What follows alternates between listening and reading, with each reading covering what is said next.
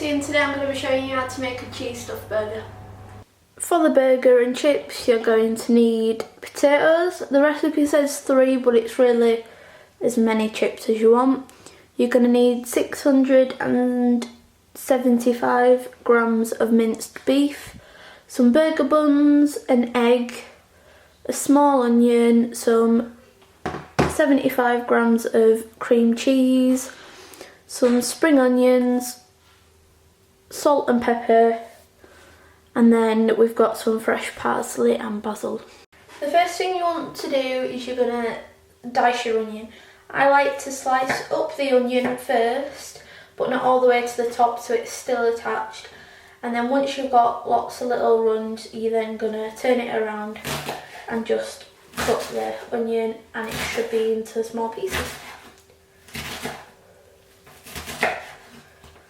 Next, what you want to do is dice up the parsley. Now I can't really give you an exact amount because it comes off a plant, so I mean just enough really. So once you've cut the parsley and the onion, you're going to want to add the mince, the parsley, the onion and the egg to a mixing bowl and then combine until it's all combined. Once the mixture is combined, it should look something like this. You're then going to put it to one side just as you make the filling. Now the burgers are actually cream cheese and chive stuffed, however we don't have any chives, so I'm going to be using spring onions and basil instead to complement the cream cheese. Once you've diced the basil and spring onion, you're going to add it to the cream cheese and then mix until combined. Once that's done, it should look something like this. You're going to want to get the burger meat out and follow the next step. What I've done with the burger mixture is divided it into 8 even balls, and then I'm going to just flatten it out into a burger shape. I've added a bit of flour just because the burger balls are getting a bit sticky. With 4 of the burgers, what you're going to want to do is just spoon some of the cream cheese filling on top. We're then going to take the other 4 burgers and we're going to put them on top, and we're going to crimp the edges so that it all stays in. Once you've done, the burgers should look something like this. We are going to put the burgers in the fridge until they're ready to be cooked later. So while the burgers are in the fridge, I'm just going to line the pan with some oil, and then once I've done this, I'm just going to put it into the oven at 180 degrees to heat up. What I've just done is wash the potatoes. I'm now going to cut them into chip shapes. What I've done to cut them is I've cut them into 3 sections down the side, and then I'm just going to slice them like this. And you should have, well, they look a bit like wedges, but chips. Once all the chips are cut up like this, you're just going to add them to a pan and some boiling water, and you're going to boil them for about 5 to 7 minutes until they start to go soft. It might be less, it might be a little bit more, but what you want in is for the potato still to be firm, but not to the point where it's really, really soft. What I've just done is I've just drained off the chips, and I'm just going to put them in the oven. This oil is going to be extremely hot, so when you're transferring the potatoes to the oil, make sure not to burn yourself.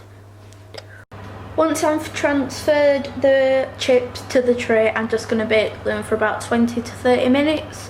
You might put them in a bit longer if you like them crispy, but that should be the time they need to cook.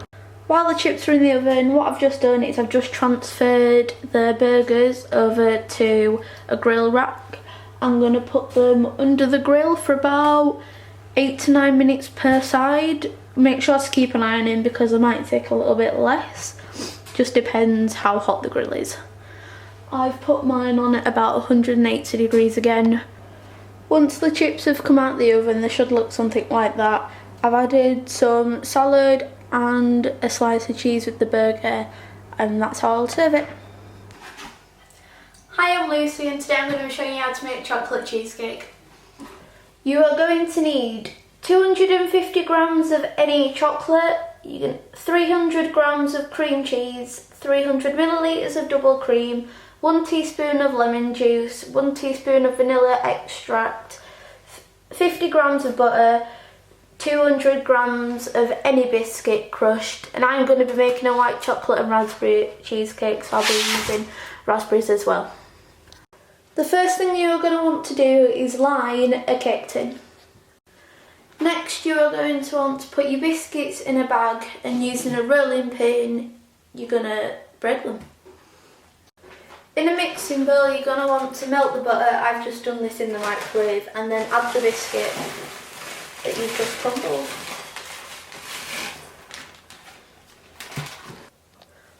Once the butter and biscuits are combined, put them back in the cake tin and just squash it to the bottom to bake your base. After this, you're going to want to put it in the fridge while you do the next bit. In a bowl you are going to want to whip the cream. To this you're going to add the cream cheese and your melted chocolate.